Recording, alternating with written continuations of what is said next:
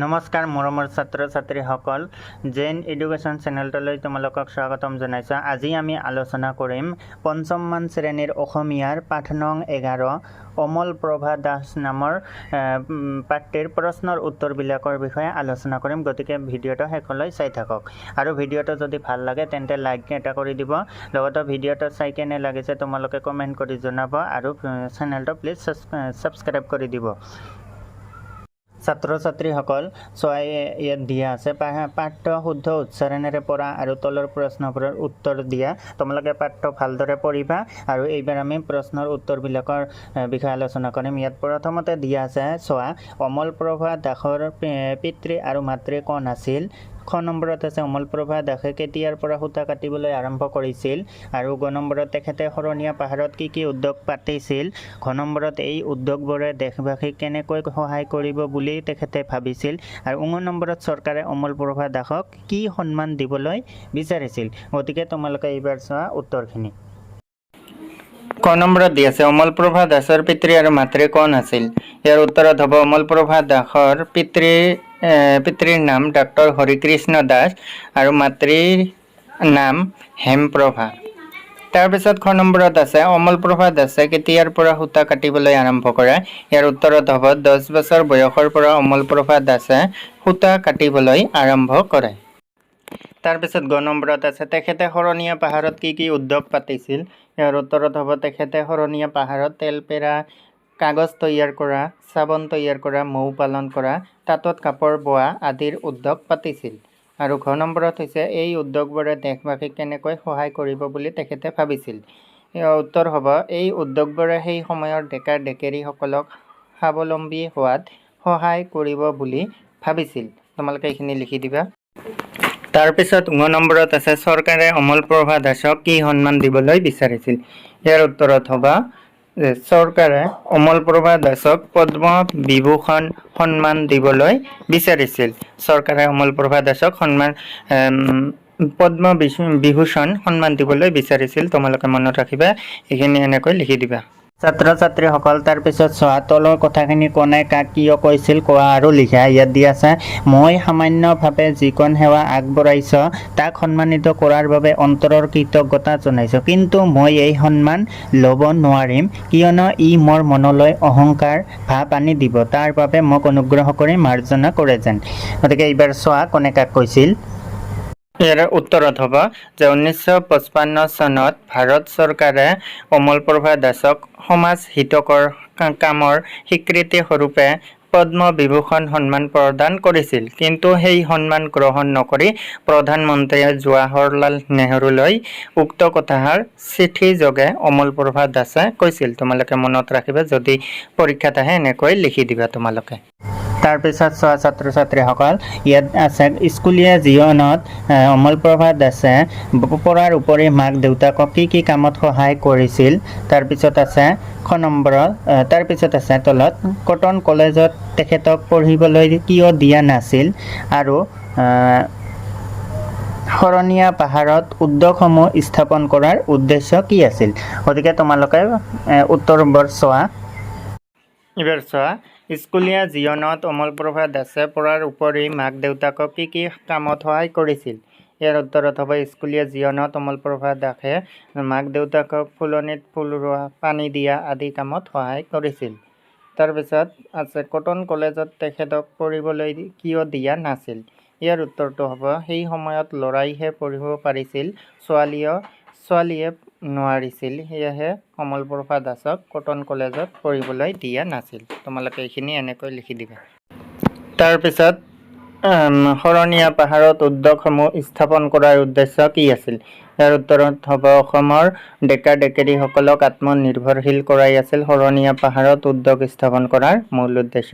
যদি পৰীক্ষাত আহে যে শৰণীয়া পাহাৰত উদ্যোগসমূহ স্থাপন কৰাৰ উদ্দেশ্য কি আছিল, তোমালোকে এইখিনি লিখি দিবা। এইখিনি লিখি দিলে হৈ যাব। তাৰপিছত চোৱা জানো আহাত দিয়া আছে শব্দ অৰ্থ পৰম্পৰা হ'ল অবিচ্ছেদ্য ধাৰা এটাৰ পাছত আন এটা তাৰপিছত নম্ৰ মানে হ'ল নত দোষ খাই থকা এটা দিলে হ'ল নত দিলে হ'ল আৰু নিষ্ঠা মানে শ্ৰদ্ধা বা দৃঢ় ভক্তি তোমালোকে শ্ৰদ্ধাটো দি দিবা তাৰপিছত আছে থমকি থমকি মানে ৰৈ যোৱাটো দি দিবা আগ নবৰাকৈ থকা যিকোনো এটা দিলে হ'ল তোমালোকে ৰৈ যোৱাটো দিবা আৰু সহ শিক্ষা মানে হ'ল ল'ৰা ছোৱালীয়ে একেলগে শিক্ষা গ্ৰহণ কৰা গতিকে তোমালোকে এইখিনি চাবা তাৰপিছত চোৱা দিয়া আছে তলৰ যুক্তাক্ষৰ কেইটাৰে একোটাকৈ শব্দ লিখা ইয়াত কেইটামান যুক্তাক্ষৰ দি আছে এইকেইটাৰে এটাকৈ শব্দ বনাব লাগে গতিকে তোমালোকে চোৱা ইয়াত চোৱা প্ৰথমতে আছে বৰফলাভ ব্ৰু এইটোত হ'ব তোমালোকে লিখি দিবা ডিব্ৰুগড় ডি বৰফলাভ ব্ৰু গড় ডিব্ৰুগড় তোমালোকে ডিব্ৰুগড়টো লিখি দিবা তাৰ পিছত আছে হস্ত্ৰ মুদ্ৰা হস্ত্ৰ তাৰপিছত এইটো হ'ব ৰাষ্ট্ৰ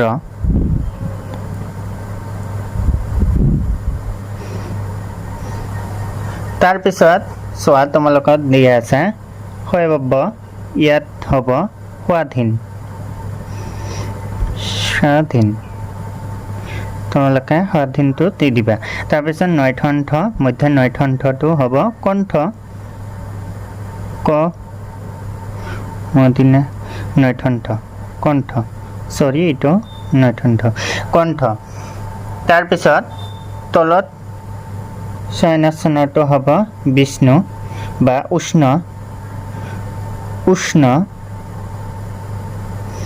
উষ্ণতা তোমালোকে উষ্ণতাটো দিবা তাৰপিছত ইপিনে আছে ময়ূৰফলাভ ম্ৰ এইটো হ'ব নম্ৰ তাৰপিছত নৈথন্থ গ্ৰন্থ তাৰপিছত তালিবাত স্বৰফলাভ শ্ৰ এটা দিলে হ'ল শ্ৰমিক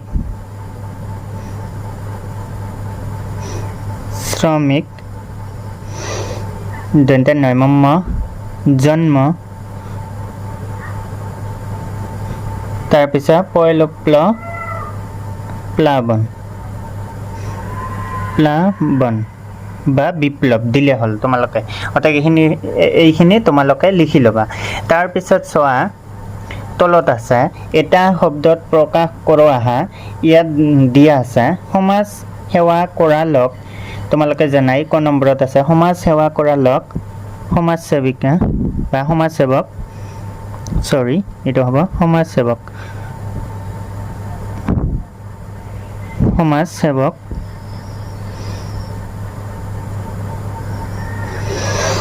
তাৰপিছত দেশক ভাল পোৱা মানুহ খ নম্বৰত আছে দেশক ভাল পোৱা মানুহ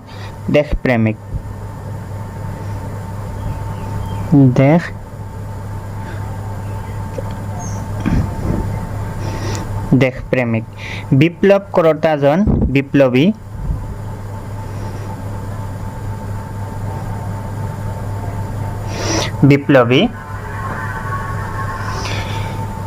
তাৰপিছত দেশৰ কাৰণে মৃত্যুবৰণ কৰাৰ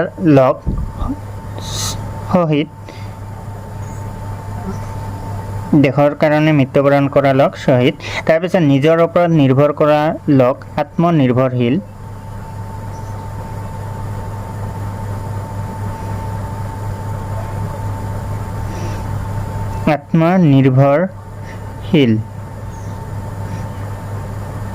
তোমালোকে এইখিনি ভালদৰে লিখি ল'বা মই লিখি দিছোঁ তোমালোকে ভালদৰে লিখি ল'বা ক নম্বৰত আছে সমাজ সেৱা কৰা লোক সমাজসেৱক দেশক ভাল পোৱা মানুহ দেশপ্ৰেমিক বিপ্লৱ কৰোতাজন বিপ্লৱী বা দেশৰ কাৰণে মৃত্যুবৰণ কৰা লোক শহীদ আৰু নিজৰ ওপৰত নিৰ্ভৰ কৰা লোক আত্মনিৰ্ভৰশীল তোমালোকে এইখিনি ভালদৰে লিখি ল'বা মৰমৰ ছাত্ৰ ছাত্ৰীসকল এইবাৰ চোৱা তোমালোকে ইপিনে দিয়া আছে উদাহৰণৰ দৰে শব্দ গঠন কৰা ইয়াত দিয়া আছে উদাহৰণ নম্ৰতা নম্ৰৰ লগত ততাকাৰ এটাটো যোগ কৰিব লাগে গতিকে ইয়াত দিয়া আছে ক নম্বৰত সাধু এইটোত হ'ব সাধুৰ লগত সাধুতা ততাকাৰে তাতো যোগ কৰি দিবা তাৰপিছত ভদ্ৰ আছে খ নম্বৰত আছে ভদ্ৰ ইয়াত হ'ব ভদ্ৰতা ভদ্ৰতা তাৰপিছত আছে দৃঢ় গ নম্বৰত দৃঢ়তা আৰু ঘ নম্বৰত আছে শিক্ষকতা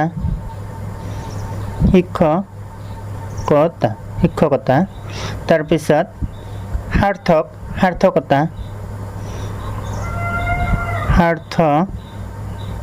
সাৰ্থকতা তাৰপিছত আছে মূৰ্খ ইয়াত হ'ব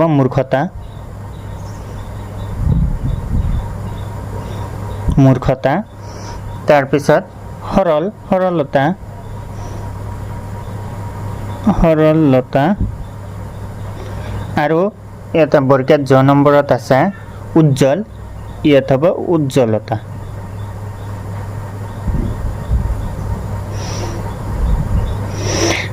অকল ততাকাৰে তাতো যোগ কৰি দিলে হৈ যাব তোমালোকৰ তাৰপিছত ইয়াত চোৱা তলত দিয়া আছে অৰ্থৰ পাৰ্থক্য দেখুৱাই তলত দিয়া শব্দবোৰেৰে একোটাকৈ বাক্য ৰচনা কৰা ইয়াত দিয়া আছে উদাহৰণ কথা হ'ল অচিনাকি মানুহৰ লগত কথা কওঁতে সাৱধান হ'ব লাগে তাৰপিছত আছে কথা 5 কথাই এবিঘা মাটি হয় তাৰপিছত ইয়াত দিয়া আছে পাত হাত ল'ৰা চুটি গাঁও গড় এইবাৰ তোমালোকে উত্তৰখিনি চাবা তাৰপিছত আছে ভাৱ বহলাই লিখি অহা যত্ন কৰিলে ৰত্ন পায় এইবাৰ আমি ইয়াৰ উত্তৰখিনি কৰিম এবাৰ চোৱা পাত হ'ল গছৰ পাতে খাদ্য প্ৰস্তুত কৰে আৰু পাট অসমৰ শুৱালকুছিত পাট মুগাৰ কাপোৰ তৈয়াৰ কৰা হয় তাৰপিছত আছে হাত ৰাজে নিজ হাতেৰে এটা মূৰ্তি প্ৰস্তুত কৰিছে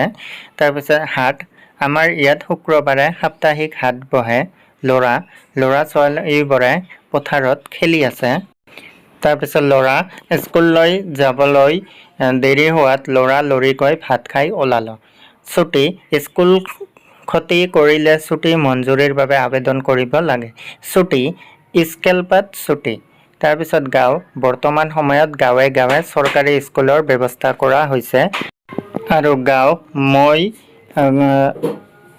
গান গাওঁ তোমালোকে এইখিনি এনেকৈ লিখি দিবা যদি আহে তাৰপিছত আছে গড় আমাৰ দেশৰ মানুহৰ গড় আয় কম তাৰপিছত আছে গড় অসমৰ এশিঙীয়া গড় পৃথিৱী বিখ্যাত যদি তোমালোকৰ পৰীক্ষাত এইবোৰ আহে তোমালোকে এনেকৈ লিখি দিলে হৈ যাব ছাত্ৰ-ছাত্ৰীসকল তোমালোকে তাৰপিছত চোৱা দিয়া আছে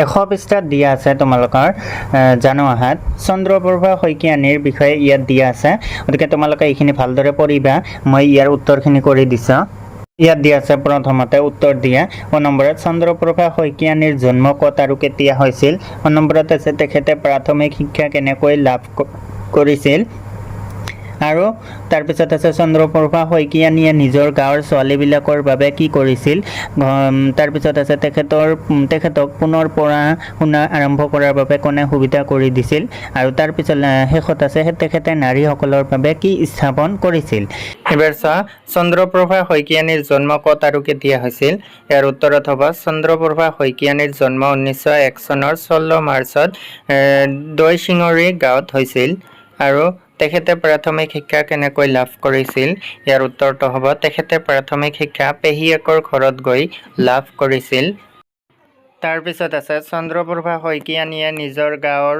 ছোৱালীবিলাকৰ বাবে কি কৰিছিল উত্তৰত হ'ব যে চন্দ্ৰপ্ৰভা শইকীয়ানীয়ে নিজৰ গাঁৱৰ ছোৱালীবিলাকৰ বাবে প্ৰাথমিক স্কুল আৰম্ভ কৰিছিল তেখেতক পুনৰ পঢ়া শুনা আৰম্ভ কৰাৰ বাবে কোনে সুবিধা কৰি দিছিল ইয়াৰ উত্তৰটো হ'ব উপ পৰিদৰ্শকে পুনৰ পঢ়া শুনা আৰম্ভ কৰাৰ বাবে সুবিধা কৰি দিছিল তাৰপিছত আছে শেষত তেখেতে নাৰীসকলৰ বাবে কি স্থাপন কৰিছিল ইয়াৰ উত্তৰটো হ'ব তেখেতে নাৰীসকলৰ বাবে মহিলা সমিতি গঠন কৰিছিল গতিকে ছাত্ৰ ছাত্ৰীসকল যদি তোমালোকৰ এক্সামত এইখিনি আহে এনেকৈ লিখি দিলে হৈ যাব তোমালোকে ছাত্ৰ ছাত্ৰীসকল ভিডিঅ'টো যদি ভাল লাগিছে তেন্তে লাইক এটা কৰি দিব ভিডিঅ'টো আৰু ভিডিঅ'টো চাই তোমালোকৰ কেনে লাগিছে কমেণ্ট এটা কৰি জনাব লগতে চেনেলটো প্লিজ ছাবস্ক্ৰাইব কৰি দিব আৰু তোমালোকৰ বন্ধু বান্ধৱীলৈ ভিডিঅ'টো শ্বেয়াৰ কৰি দিব ধন্যবাদ